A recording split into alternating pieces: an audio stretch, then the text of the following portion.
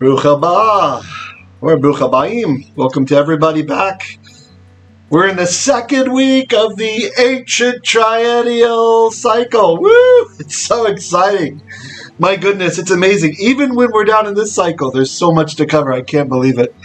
You just have to filter out. So, let's start with the prayer. אבינו מלכנו, תודה לך על כל אשר יש פה עכשיו. תודה לך על שבת אשר נתת לנו, וגם אשר תברך. מודיעים אנחנו לפניך אדוני, כי אנחנו יודעים את שמך. We're so grateful that we know your name. And we know what it means to know your name, which means to know about your mighty acts and who you are, not how to pronounce a certain proper noun.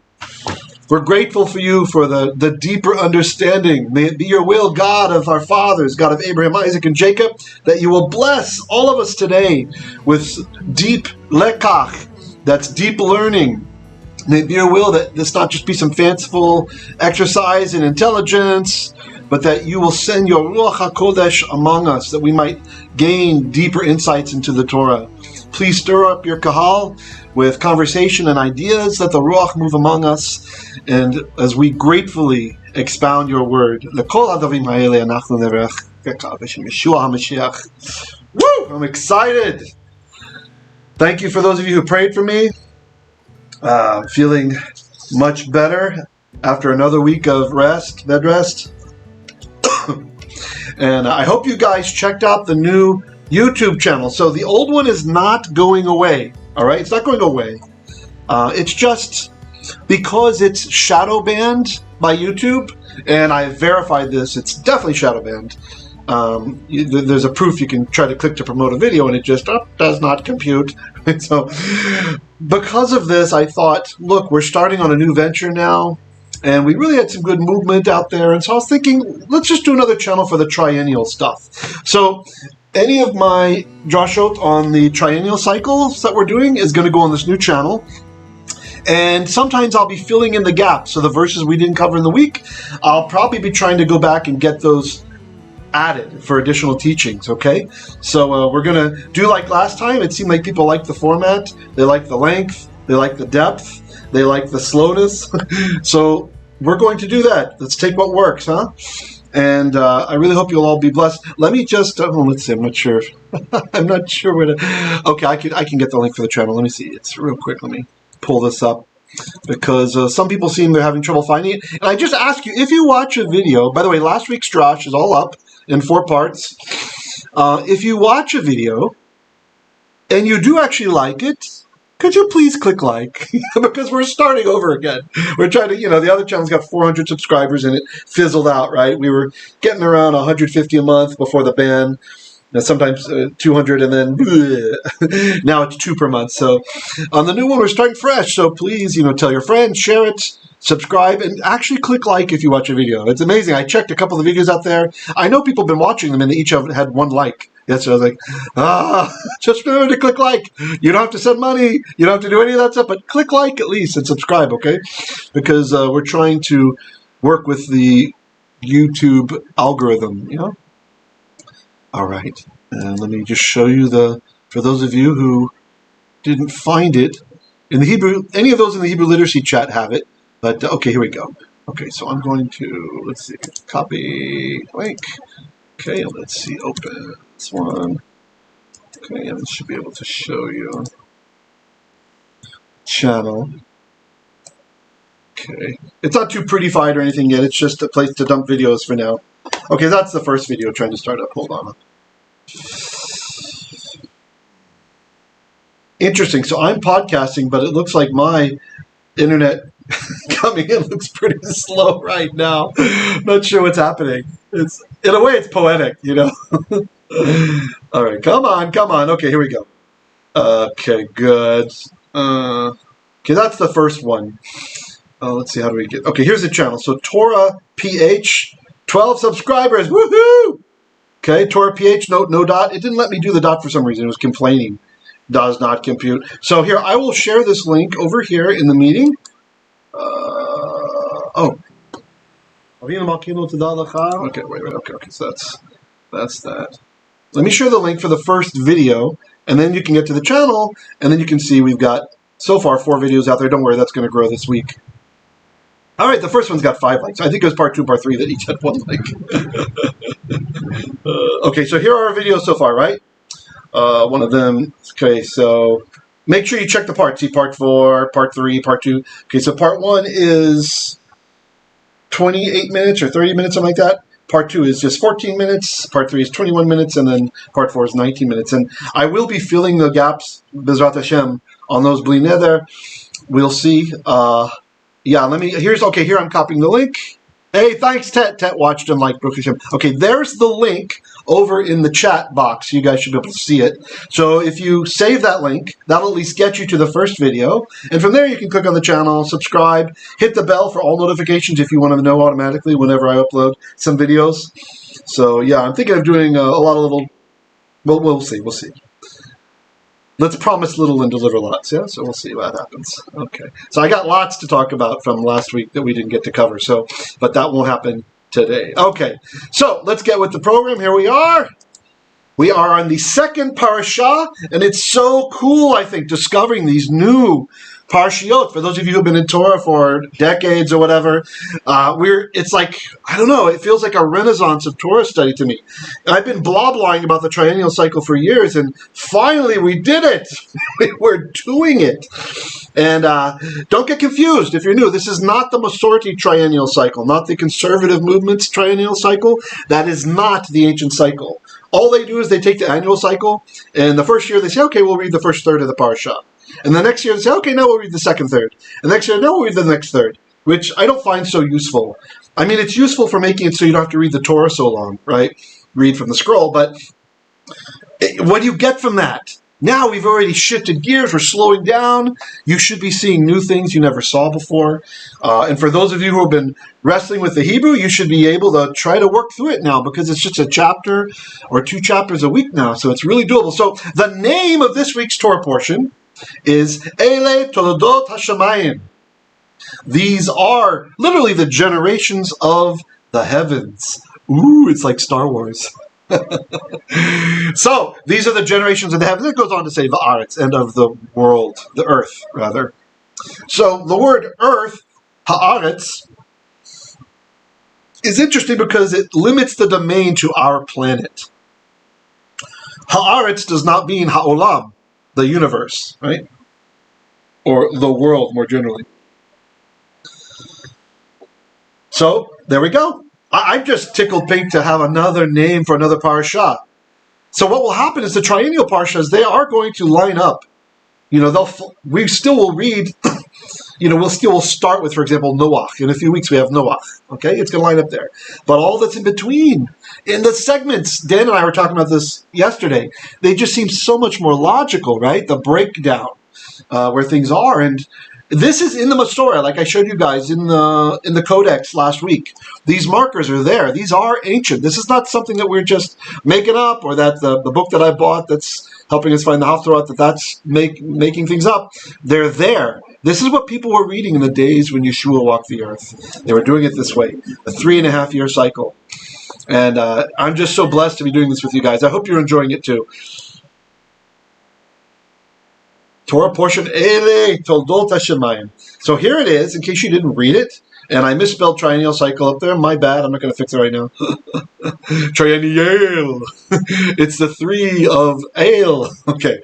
So the Torah reading is Bereshit, chapter 2, verse 4. Okay. Now notice if we had been doing the annual cycle, last week was like the first 6 chapters already. Through. Right? We're on Noach already today. But not now. Not now. We get to chew on it, ruminate on it, enjoy. And I'm really happy with those of you who share the enthusiasm. That amps me. It gets me excited to teach also. I feed off that emotional juice like an emotion zombie. It's really useful. So thanks for sharing. And the positive feedback I appreciate you gave me last time about the length of the drash and that kind of stuff, I really appreciate it. That helps me to form up better drashot to serve you guys better. So here we are. So it's chapter 2, verse 4, and we go all the way to 3, verse 21. But I'm not going to make it that far today. Even that seems like a lot right now. The Haftarah starts in Yeshayahu chapter 51, verse 6. All right, and the general rule of thumb, if we don't know the exact ending of the Triennial Haftarot, is you end on a happy note. That is what Jacob Mann in his research discovered, that the Haftarot, they always tried to end in a happy note in the triennial cycle. Not some ominous, and you will be destroyed. Okay. By the way, please, I hope you guys will watch the videos.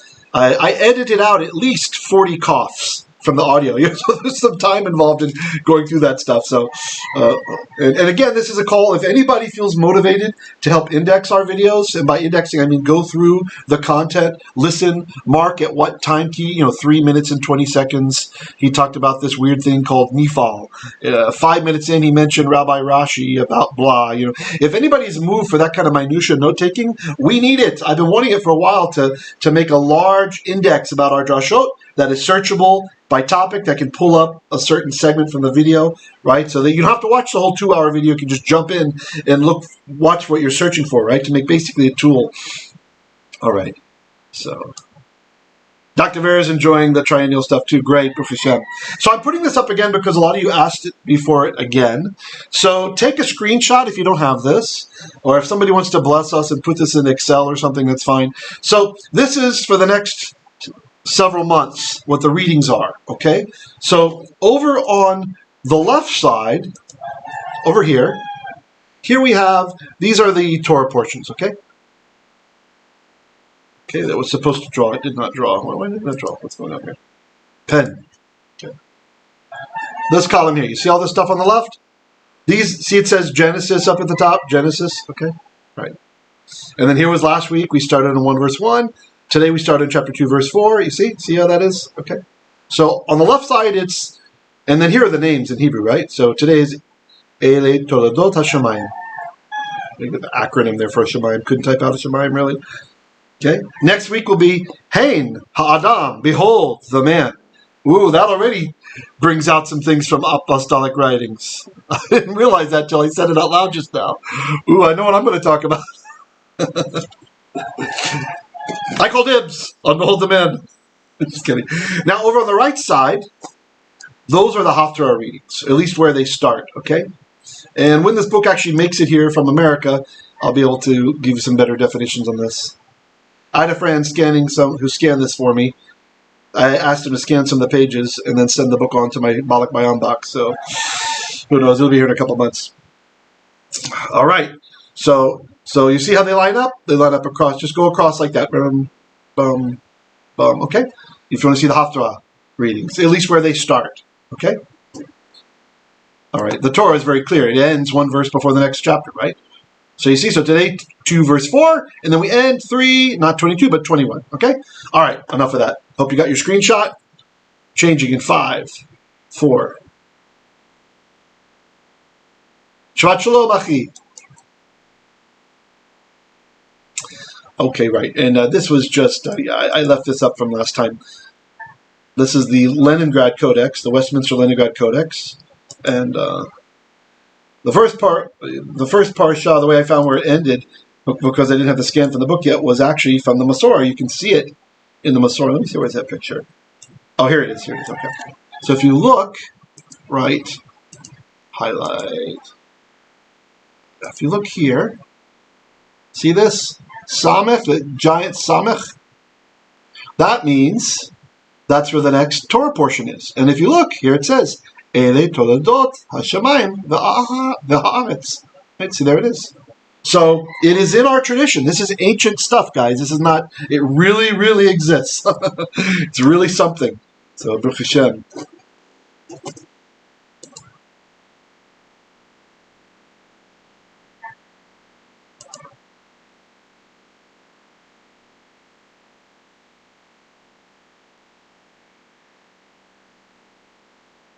All right, so I wanted to start with the last verse, since we didn't get that far last time. I mean, we didn't get to the last verse. I wanted to start today with the last verse of last week's Pareshah. Okay, so Breshit Triennial. All right, so this would be Genesis chapter 2, verse 3. All right, just to show you how nuanced the Torah portions are, really, with their subject matter. So, there's other stuff I want to talk about too. I got to filter. All right, fine. So, last week's Parashah ends with a phenomenal, theological, gigantic, boom of a statement. It's just fantastic. Just fantastic. Watch your microphones. Please don't. Make sure you're muted, guys. Okay? Okay. All right. It's fine to type chat questions, but no audio, okay? Thanks. So look at it. It's just really something. So here we are. Verse 3, what it says. It says, Vayvarech Elohim et Yom HaShavi'i Vaykadesh Oto. So, Elohim blessed Yom HaShavi'i, the seventh day. Vaykadesh, and he designated it as holy. Vaykadesh Oto. It has a special designation. Some translate the Piel sanctified. It can be sometimes. Usually we use the Hefil form. It'd say we'd actually expect to have like Vayakdish is what we would expect for it to be if it's really sanctified. So by Piel, it's a stronger version of Kadash. So Kadash is to be holy. And then when you strengthen that with the Piel binyan, the digrun stam, you make the second letter stronger with a little dot there inside, it means to designate something as holy. Okay? It is literally set apart. It's been designated. So this whole concept that the Goyim have of, I take my Sabbath on Wednesdays because that's when it's easier for me with my job. No. No. It doesn't say he picked a concept. It doesn't say that God came up with some concept for a Sabbath day. It says, which day? At Yom HaShavi'i, the seventh day. See that definite article there? The seventh day. He took that day. Which one? The seventh one. And he said, you know what? This is the one that I care to give a name to. This is the one that I care to designate. Ha means the in Hebrew. Ha, as in halatoshus. The. Which day? Yom HaShavi'i, the seventh day. And there was an interesting thing I wanted to show you guys, but time and coughing and all that stuff. I was setting up to show you last time that in each of the days of creation leading up to the day of the creation of man, we did not have a ha on the day of the week, right? We have Yom Echad, right? Yom Shanit, etc., etc., etc., etc. First day, second day, third day. But then finally when we've come to the creation of man, it gets Yom HaShishi. And so the Rashi talks about the reason for the hay being there is that it represents the number 5, which reminds us of the 5 books of the Torah, that man was created with Torah in mind, and that Torah actually was used in the creation of man. That I think the Midrash Breshit Rabbah goes into it a bit more. That's what Rashi's drawing off of. Anyway, that's fine. So maybe we'll fill in those slides or not. So here we have another the seventh day. So we have the day for the creation of man, we have the seventh day. HaShavi'i. And that's the one that Hashem designates as holy. And you have to keep in mind, there's no Torah given to mankind yet. The Torah is Bashamayim Mima'al. It's up in the heavens above, right? It's not been given to humans yet. Some might say it hasn't been created yet. That's fine. Whatever way you want to look at it. And so when you're speaking with someone, when you're trying to share with someone about the blessings that there are in obedience to our Father, in loving Him through obedience, and you bring up Shabbat, Yom HaShavi'i, if the person responds, well, we're not under the law anymore, you don't need to get sucked in to that bait. You don't have to be pulled into that argument. You can say, okay, but this is not even when the law had been given. Humans were just created. There's no Jews yet. There's just Adam and Hawa, and that's it. No Jews. There's no Israel. There's none of that. That's what you remember. We talked a few weeks back about the God divided the nations according to as we didn't side with the Masorah that says the B'nai the mispar b'nei Israel, the number of the children of Israel, because it didn't make sense, because there's no Israel yet. So instead we sided with the Dead Sea Scrolls, which said, according to the mispar b'nei Elohim, the children, the sons of God, according to the sons of God, which he assigned over the nations, right? And also the Septuagint had it that way. The arithmu angelon theou, according to the number of the angels of God. And so we see also here, this is before Torah is given. There's no Israel yet. There's basically no way out of accepting that there is a specific day which is set aside by qiddesh, which is appointed and blessed. Vayvarech Elohim. Then God blessed the seventh day and he designated it as holy. Why? Ki voho Shabbat mikol melachto asher bara Elohim lasot. Because on it he stopped. Shabbat. Shabbat, the verb means to stop. This one right here. If you guys haven't started learning your Hebrew alphabet yet, I want you to learn this letter that I'm colorizing today, okay? This is for those who are not yet learning, haven't learned to read yet, okay? This guy is called Sheen. It makes an SH sound, okay? You memorize that today, please. Shh. Sheen for Shaddai. This we have on the mezuzah. It reminds us of El Shaddai, God who provides. Or for some reason it comes into the Greek Pantokrator, the Almighty. So Shabbat. Shabbat means stop working. Or just stop. Stop working. Ki, because on it, Shabbat, that's Elohim is the subject. He stopped working. Mikol melachto, from all of his malacha. Malacha is the general word for work. There's this concept with Hebrew words I've been sharing with my Hebrew students that I think is useful for everybody. Oh, look, Joshua makes a comment about Arabic. He says in Arabic, sheen oftentimes goes into Arabic and Aramaic as a th, as a th sound. So he says that in Arabic, Sabbath means to stand still. Oh, very interesting. Oh, yeah, you're saying what I said there about the shift between the languages. Very interesting. Stand still. Huh.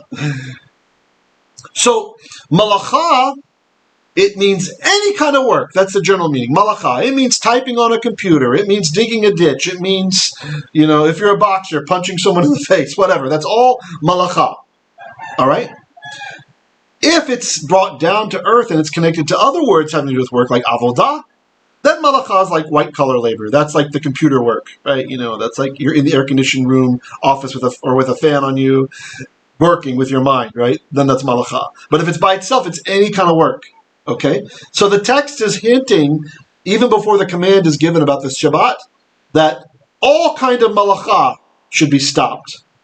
Because we're told on it, meaning Yom HaShavi'i, the specific seventh day, not Sunday, not Wednesday, not whatever day you feel like. Shabbat doesn't care about your feelings. That's for you, Josh, that you like to quote. Shabbat doesn't care about your feelings. So, Mikol Melachto, from all of his labor, any of it, even the thinking up the genetics for cats or whatever, Asher bara Elohim la'asot, which God created. Doing. Right? So all of his doing, all of his work, everything he did, boom. And then here we have our paragraph marker. This shows us that there's a big space in the text now, in tradition. There'll be a big gap. Right? That's the end of last week's Parashah. That's why. That's why there's that gap. That's what I showed you in the Codex. See? Up here. Here it is. That pay means there's a big gap here. Because the text wants to make sure to separate out these points. It's important. So the P means put a gap here. Put a gap here. That's that part about Shabbat that we just wrote. See, there's Shabbat. Shabbat mikol malachto asher bara Elohim la'asot. See, there it is. So our scribes use white space for theological purposes. The white space, the space between the letters, can be just as important as the actual Hebrew text itself. Look how powerful this is. We just got the first Pareshah about creation, where Hashem says, Yahi Or, using a form of his own name to bring light into the world, to get a way for humanity out of chaos, right? To uplift all of his children. And that little lesson, that little one chapter lesson, is bounded by white space above, on the left, on the right, and down here, friends, where the Fe is. Right here. There's a big line after it. And it starts with Bereshit bara Elohim et hashamayim v'et haaretz. In the beginning God created the heavens and the earth. And it ends with Vayvarech Elohim et yom hashvi'i vaykadesh oto mikol kivo Shabbat mikol melachto asher bara Elohim la'asot. He blessed the Sabbath day. That is an amazing theological smack in the face for any Sabbath deniers. There's no escape from this, guys. It is a special day. Whatever someone wants to answer about Torah, whatever, blah, blah, it doesn't matter. This is the day that he, Vayvarech, he blessed it. There's no other day that God blessed as far as the 7 days of the week go. And you can't show me anywhere where he unblessed the Sabbath day. Did not happen. All right. Selah.